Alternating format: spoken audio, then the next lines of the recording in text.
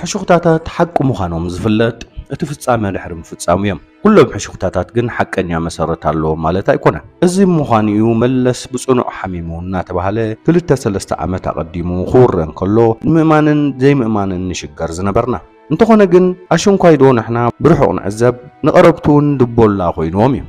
መለስ ከም ሰብ كحممن كموتن كم زقل مእማን ዘሸግሮም አመንቱ ልክዕ ማዕረኸምቶም ናይ ርሑቅ ተዓዘብቲ ሰምዒዮም ዝመስሉ ገና ከም መጀመሪኡ ምትኽኻ ዝተሰመየ ፕሮግራም ዝተሰርሐ ምስ ምሕማም መለስ እዩ እዚ ናይ ምትኽኻ ፕሮግራም አንፈት አልቦ ኮይኑ ዝተረፈ ሕቡእ አጀንዳ ስለዝነበረ እዩ ኣብ ጥንቲ ግዜያት ነጋውስ ምስ ዝሞቱ ዓሻኽሮም ብሂወቶም ከለዉ ምጽኦም ይቕበሩ ነበሩ መለስ ዓርኽቱን ኣብ መቓብር ሒዙ እኳ እንተዘይወረደ አቐዲሙ ግን ንዘየድልይዎ ክግልሎም ፈቲኑ ነይሩ እዩ ነዚ ናይ ምትኽኻእ ዝብል ዜና ተኸቲሉ ጥዕና መለስ እውን እናንቆልቆለ ኸደ ጥዕንኡ ከም ዝተበላሸወ ብናይ ወፃኢ ማዕኸናት ዜና ክንገራብ ዝጀመረሉ ሰሙናት ናይ ፖለቲካዊ ቤት ጽሕፈት ኣባላቱ ኣኪቡ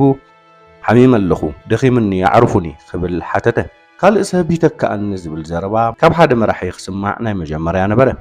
ብሂወት እንከሎ ስልጣን ከረክብ እዩ ዝብል ትፅቢት ስለ ዘይነበረ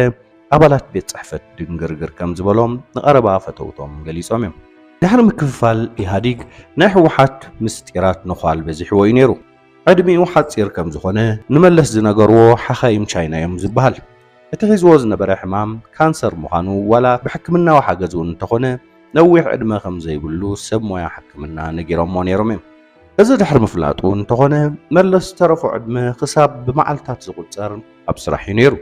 ናይ ወፃኢ ሃገር ኣኼባታት ክሳተፍ ኣኼባታት ከካይድን ናይ ደገ ኣጋይሽ ተረጋጊኡ ክቕበል ክርአ እንከሎ ነዛ መሬት ክሰናበታ ቆፀራ ዝተተሓዘሉ ሰብኣይ ምስልን ነይሩ ቅድም ሞቱ 3 ዓመት ናይ ህይወቱ መወዳእታ ተነጊርዎ እኳ እንተነበረ ንበዓልቲ ቤቱ ኣዘይብ እኳ ምስጢር ነጊርዋ እዩ ተባሂሉ ኣይግመትን ናይ ቀረባ ሰቦም ክዛረቡ ከም ሰማዕክዎ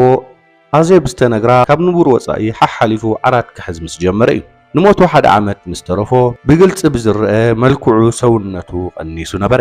ብርግጽ ኣዘይብ ካብ በዓል ቤታ ርሒቓ ነበረት ከቢድ ሕማም ሽኮር ከለዎ